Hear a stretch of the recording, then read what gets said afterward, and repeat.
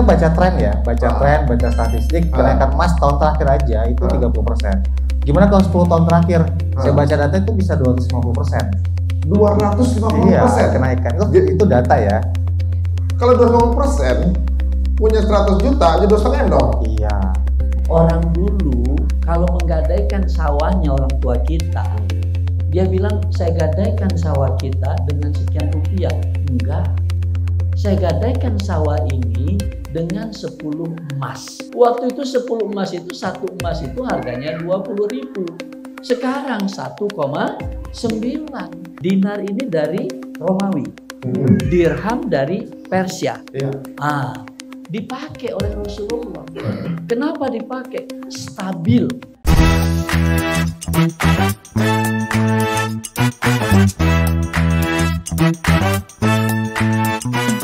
Dolar lagi naik sekarang nih. Investasi terbaik apa nih? Sekarang lagi berbondong-bondong orang belanja emas. Yang belum belanja emas takut ketinggalan. Pada mikir, belanja emas mahal dong. Minimal berapa sih bisa belinya? Bisa 5.000 perak. Nah, itu jelasin bagaimana sih punya emas, beli emas dari 5.000 perak itu gimana ceritanya? Udah bersama kita dari Syariah Coin, Mas Ari. Assalamualaikum, Mas. Waalaikumsalam. Oh, monggo silakan, Mas. Ya. Dan juga Prof. Nurul dari Universitas Yarsi untuk keuangan syariah, Masya Allah, lengkap semua di sini. Assalamualaikum, Prof. Waalaikumsalam warahmatullahi wabarakatuh, Mas Ari. Waduh, sekarang kita bahas mengenai fenomena emas dulu nih. Ya. Mas Ari, memang benar emas lebih menguntungkan dari kita beli dolar. Iya, betul. Betul. Betul banget. Kenapa bisa begitu? Kita bicara yang terdekat aja nih, setahun terakhir itu emas naik 30%, Mas. Emas naik 30%? Iya, artinya apa? Kalau kita punya tabungan 100 juta, kita udah tambahannya 30 juta keuntungan kita. Oh, jadi kalau dalam bentuk uang ini, ya. Berarti kalau kita punya 100 juta, investasi di emas itu seperti 130 juta. Betul. Menarik kan? Iya ya? Iya. Dan halal lagi, halal Prof ya? Halal. Halal, oke. Gimana tuh? Kok bisa begitu? Kita baca tren ya, baca statistik kenaikan emas tahun terakhir aja itu 30%. Gimana kalau 10 tahun terakhir? Saya baca data itu bisa 250%. 250%? Iya, kenaikan. Itu data ya. Kalau 250% punya 100 juta aja 2,5 dong? Iya. Menarik kan? Ngeri banget punya emas ini ya. Itu emas kita diemin aja ya, nggak kita apa-apain ya. Itu naiknya segitu. Itu menarik banget. Cuma masalahnya kan orang berpikir beli emas tuh mahal ya. Iya. Dan harus nabung dulu senilai 1 gram baru bisa kita beli emas. Iya. Nah sekarang di kita enggak. Kita bisa dari 5.000 rupiah aja bisa nabung emas. 5.000 perak jadi sebentar. 5.000 perak kan bisa beli emas ya cerita. Jadi misalnya sekarang lagi duduk nih punya 50.000 perak ini mudah bisa. Bisa. Betul. Tapi dengan nilai saat ini. Saat ini ya. Oh. Beli saat ini kalau jual pun saat itu. Jadi kita real time. Oh, pada saat nanti misalnya contoh punya duit 1 juta dapat berapa sekarang? 1 juta tuh sekitar hampir 0,5 gram. 0,5 gram. Ya. Ketika tahun depan inflasi misalnya ya, berapa persen lah inflasi biasanya setahun? 20% ya? Inflasi 3%. 3% misalnya ya. Berarti nilai uang, kalau nilai uang kan masih sekitar 90 berapa gitu ya. Kalau kita nabung di bank, 100 juta, tahun depan sebenarnya nilai uang itu tuh tinggal 90-an juta kan? Iya. Nah, kalau kita tabungnya di emas, berarti nilai uang kita ikut turun sesuai inflasi itu apa tetap? Enggak, kita naik malah. Karena kan konversi kita ke emas.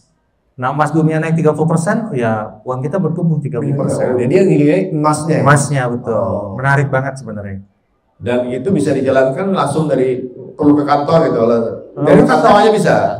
Kita ada aplikasi tinggal beli di situ aja. Gak usah kemana-mana, gak usah ngantri, gak usah panas-panasan beli emas. Cukup dari rumah pakai aplikasi bisa.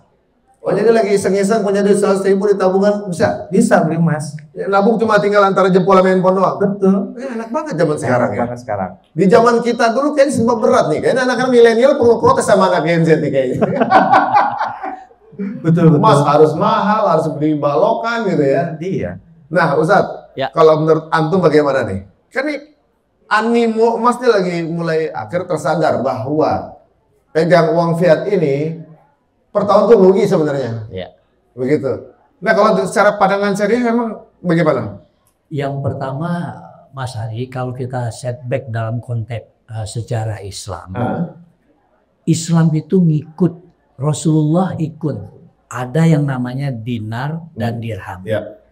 Dinar itu koin dalam bentuk emas. Dirham itu koin dalam bentuk yang namanya perak. Ini dipakai oleh Islam, padahal yang mengkrit bukan Islam. Dinar ini dari Romawi, dirham dari Persia. Dipakai oleh Rasulullah. Kenapa dipakai? Stabil. Itu yang dikatakan tadi. Inflasi terjadi, nggak ngaruh, bahkan lebih menguntungkan. Jadi artinya apa? Secara esensial, bahwasanya kalau kita megang emas, ini harta kita terproteksi. Mas Hari udah bilang tadi, kalau taruh di bank, izin mohon maaf, misalnya ekuivalen 4%. Inflasi misalnya 4%. Nggak bertambah harta kita. Tapi kalau bisa jadi berkurang kalau inflasinya lebih tinggi. Tapi kalau dengan emas, nilai emas itu nggak ada sejarahnya nilai emas itu turun. Jangan sifatnya adalah short term. Short term itu 2 bulan, 3 bulan. Jangan. Minimal kita tracknya ke 1 tahun. Nggak akan ada sejarah emas itu mengalami penurunan. Dari zaman Nabi itu nggak ada penurunan? Nggak ada. Makanya Islam tetap menggunakan dinar dan dirham. Oke, kita kasih ilustrasi begini, Prof. Ya. Dulu 1 kambing kan 1 dinar. Betul. 1 kambing 1 dinar. Ya. 1 dinar sekarang berapa nilainya secara rupiah? 1 dinar itu 4,25 gram. Ya. 4, oh seharga sekambing tetap. Koin ya. Berarti tetap bisa dibeli dengan 1 dinar sampai sekarang? Bisa. Wah benar juga, udah 1400 tahun. Makanya luar biasa. Kalau yang nggak ngerti sebenarnya sayang kalau nggak ngerti dia. Soalnya ada image. Oh pakai dinar dirham, lu ke Arab-Araban begitu kan dibilang. Padahal itu dari Romawi. Padahal bukan Islam dia. Wah guys, memang edukasi dan literasi ini diperlukan ya. Sekarang ini orang baru sadar darurat kemudian untuk punya emas itu setelah dolar naik. Dari dulu udah dikasih kesempatan untuk belajar begini ya gitu ya. Kalau sekarang ini memang naiknya drastis karena dolar naik atau gimana? Emas itu teruji di semua krisis. Artinya pada saat krisis cenderungnya emas naik terus. Jadi kayak perang Rusia kemarin Ukraina itu emas naiknya drastis banget. Pada saat krisis moneter emas naik drastis. Karena emas itu fungsinya sebagai pelindung nilai ya. Pada saat dunia sedang tidak baik-baik saja, investor itu larinya ke emas. Perusahaan-perusahaan besar, lembaga keuangan besar, bank sentral dunia itu larinya ke emas. Karena emas mereka sepakat dan paham nilainya nggak akan turun, justru melindungi nilai mereka. Oh, masuk akal ya. Berarti emas adalah kesepakatan dunia dari zaman dulu. Betul. Sedangkan nilai uang itu tergantung yang ngatur ya. Betul. Makanya dalam konteks standar internasional, standar yang pertama digunakan adalah standar emas. Dipakai sampai tahun 1944. Ini karena emas sudah langka. Akhirnya emas itu hanya dijadikan sebagai backup. Jadi artinya apa? Setiap negara yang mau mencetak uang, mata uangnya, dia harus punya cadangan emas. Jadi dijadikan standar. Jadi kalau negara mau mencetak uang, dia harus punya cadangan emas dulu? Harus punya cadangan emas. Itu yang disebut dengan namanya sistem Bretton Woods System. Moneter internasional. Jadi nggak bisa asal cetak itu? Gimana? Nggak bisa asal cetak aja? Nggak bisa. Kemudian baru tahun 1973 Amerika udah pening, dia perang dengan Vietnam, butuh dana, dia mau cetak uang, cadangan emasnya nggak ada. Akhirnya apa? Bubarin aja tuh sistem. Disitulah awal mula kehancuran sistemnya. Artinya kenapa? Emas nggak dijadikan lagi sebagai bagian dari sebuah standar. Jadi orang bebas nyetak uang. Bebas nyetak uang. Makanya apalagi sekarang kalau bank sentral suatu negara harus menyimpan cadangan dalam bentuk mata uang dolar. Ya enaklah dia yang punya mata uang dolar. Dia cetak lagi, ada yang nyimpenin lagi, ada yang minta lagi. Kan begitu bahasanya Mas Adi. Jadi jika pun uang atau juga dengan emas nih ya. Ya. Kalau kebakaran, uang kebakar. Kebakar. Nilainya udah hilang. Hilang. Kalau emas masih berupa emas. Iya, apalagi dengan konsep di digital, nggak akan hilang dia. Oh iya. Ini misalnya kita di luar negeri, kita mau kemudian mengambil, misalnya gini, kita punya tabungan emas nih, kita mau ambil dalam bentuk uang bisa? Disaukan? Bisa, kita transfer ke bank. Ya. Pakai kris pun bisa, dengan pola emas yang kita punya. Itu bisa dilakukan, bisa transfer, bisa belanja pakai kris. Itu bisa dilakukan. Dengan emas tabungannya? Dengan tabungan emas kita. Waduh, ini merubah percaturan perekonomian nih kayaknya dengan teknik seperti ini. Saya dengar ya, edukasi emas ini menakutkan ekonomi kapitalis. Apa benar, Bro? Betul. Karena ekonomi kapitalis di mana yang memegang kekuasaan itu adalah pemilik modal. Modalnya itu diwujudkan dalam bentuk uang. Ya. Uangnya sekarang pakai uang kertas. Ya. Nggak ada rekomendasi Islam menggunakan uang kertas. Bahkan Imam Al-Ghazali bilang boleh gunakan uang kertas, tapi nggak boleh lebih besar dibandingkan uang emas. Yang kita sebut tadi koin dinar atau koin emas. Tapi sekarang yang terjadi gimana? Uang itu kertas semua. Akhirnya bermana uangnya jadinya? Uang jadi tidak bermakna. Karena dengan mudahnya orang itu. Tapi kalau emas nggak bisa, itulah yang digunakan. Iya. Maksudnya secara fisik ya cuma kertas sih sebenarnya dia. Betul. Jadi kalau emas itu pun keadaan seperti apapun tetap emas juga. Walaupun misalnya pun satu negara itu nggak pakai uang yang sama, ini dijual sebagai emas bisa ya? Berlaku. Bisa berlaku. Waduh. Nah ini kalau sekarang nih misalnya yang nonton kita nih ada yang bukan dari Indonesia nih. Dia mau nabung misalnya di Amerika gitu. Mau ikutan. Itu bisa juga nggak? Bisa, tapi pakai aturan di Indonesia kan regulasinya. Kita kan regulasinya kan berdasarkan pemerintah Indonesia. Gitu. Jadi maksudnya transfernya dengan bank lokalnya sana nggak bisa? Transfer bisa ke Indonesia. Transfer ke Indonesia berarti ya? Maksudnya ke transfer ini kan berarti kan? Ke transfer pakai bank lokal Indonesia tapi ya.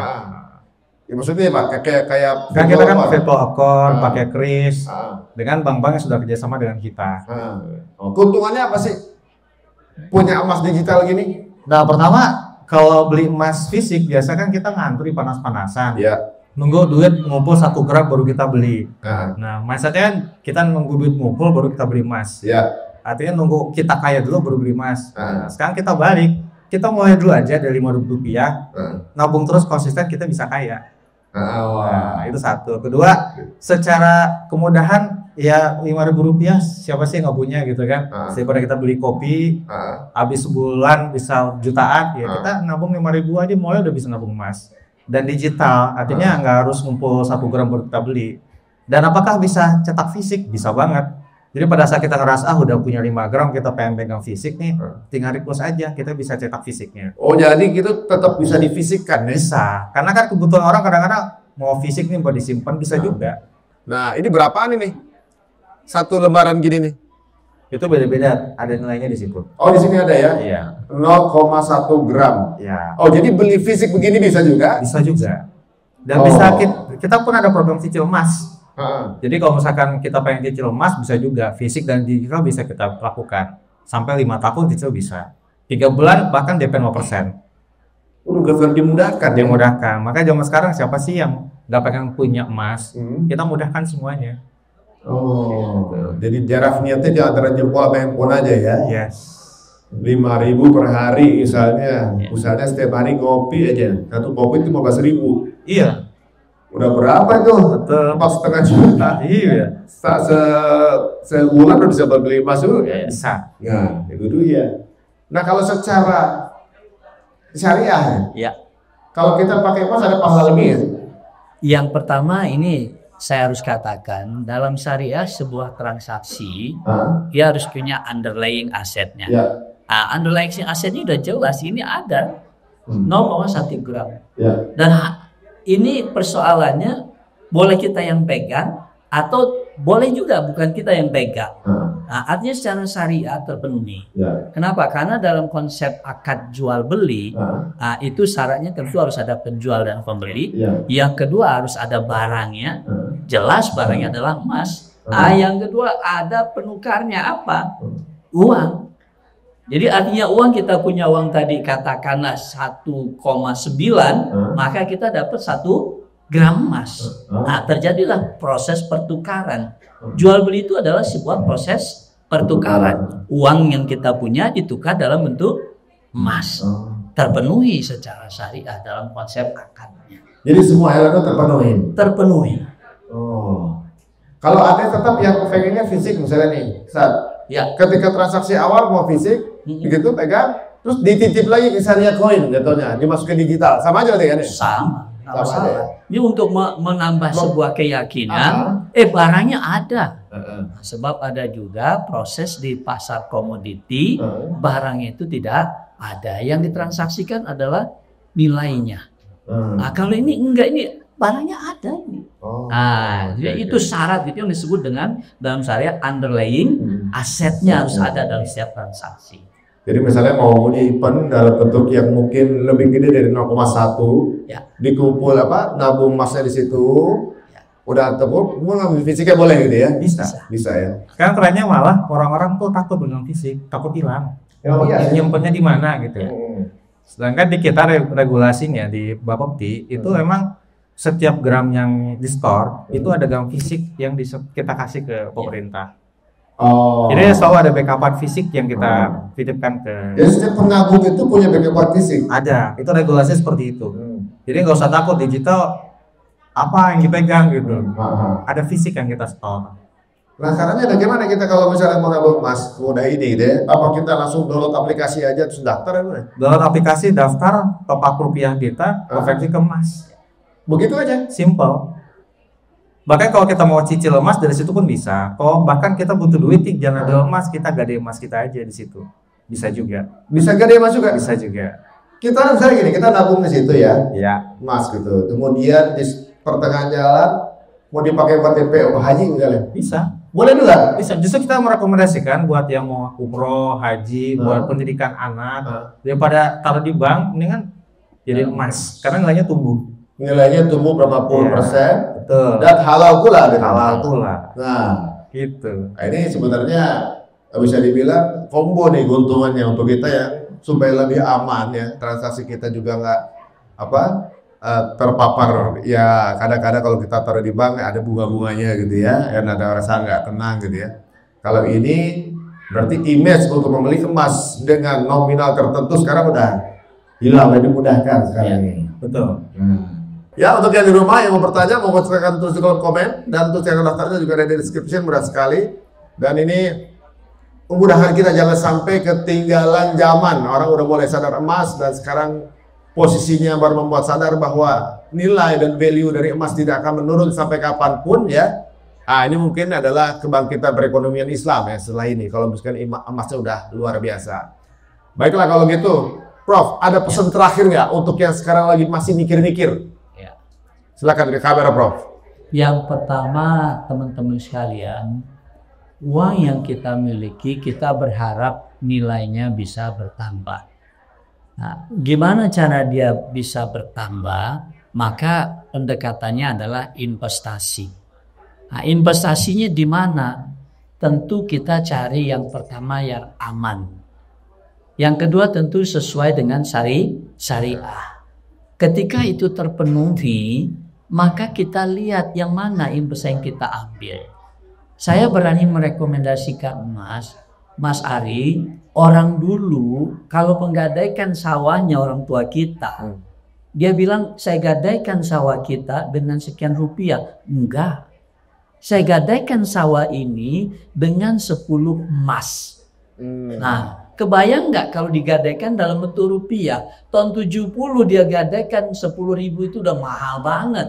Sekarang mau dibayarin, nggak ada nilai. Kalau ditukar dengan emas, sekarang masih sama tuh. Masih. Waktu itu distandarkan dengan emas. Saya gadaikan sawah saya dengan 10 emas. Waktu itu 10 emas itu, 1 emas itu harganya 20.000.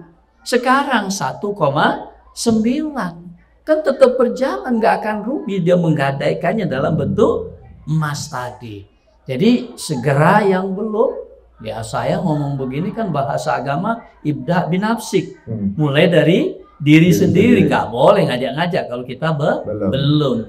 Saya sudah melakukan pada saat itu memang sangat diuntungkan. Ya, saya megang yang namanya koin dinar. Satu koin 4,25 gram dengan karat 22. Waktu itu saya beli dengan 1,3. Sekarang 1,9. Berarti udah itu tahun berapa tuh? Tahun berapa? Sebelum pandemi. 2019. Ya. Berapa gram itu? Saya beli pakai rupiahnya itu 75 juta. Berarti sekarang tuh udah di atas 100 dong? Di atas 100. Tabungan belum tentu segitu, turun malah ya, ada turun. Bisa turun karena tadi suku bunganya turun juga ya. Konvensional. Nah itu dia. Jadi kalau emas ini jangka panjang ya. Jangka panjang. Ya tadi kan bilang untuk tukar sawah aja pakai emas. Bayangin kalau kita nikah juga dengan mas kawin. Dengan emas kan? Iya. Coba kalau pakai rupiah. Pas dipikir-pikir, nanti marah sama suaminya. Dulu saya ternyata coba dinikahin dengan angka 10.000 perak kan. Betul. Gua murah banget sih. Waduh. Silakan Mas Ari.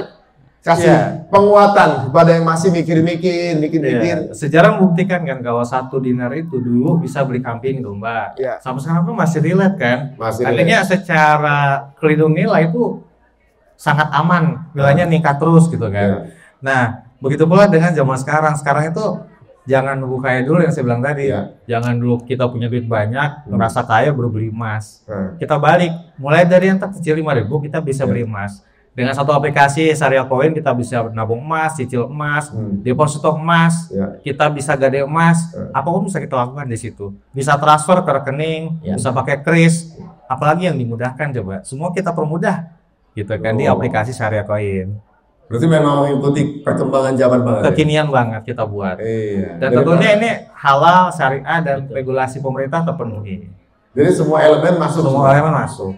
Wah, tuh. Jadi daripada di rumah yang ada check out mulu, uang keluar, udah mendingan nabung emas saja. Betul. Tahun depan kebeli barang lebih. Iya. Jadi teman-teman semuanya, daripada nunggu-nunggu, yang lain udah pada mulai punya emas ya, walaupun hanya dengan nominal sedikit, sekarang sudah dimudahkan. Langsung download Syariah.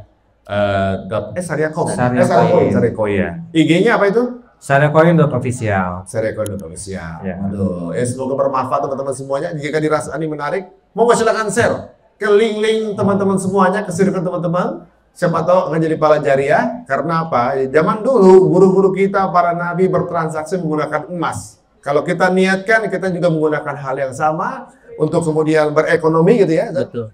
Ya siapa tahu ada pahala lebih juga tambahannya, dan mereka telah membuktikan bahwa apa yang mereka lakukan zaman itu sampai sekarang masih relate ya. Semoga dimudahkan teman-teman semuanya. Nah, nanti saya juga mau cobain bagaimana caranya bisa ikutan jadi nasabahnya Syariah Coin ya. Terima kasih Mas Ari, terima kasih. Sama-sama. Semoga kita bisa bertemu kembali di obrolan berikutnya. Saya jadi pemilik saham dari Syariah Coin gitu. Boleh. Ya siap. Sampai ketemu lagi teman-teman semuanya. Sampai ketemu lagi di Cerita Untung. Assalamualaikum warahmatullahi wabarakatuh.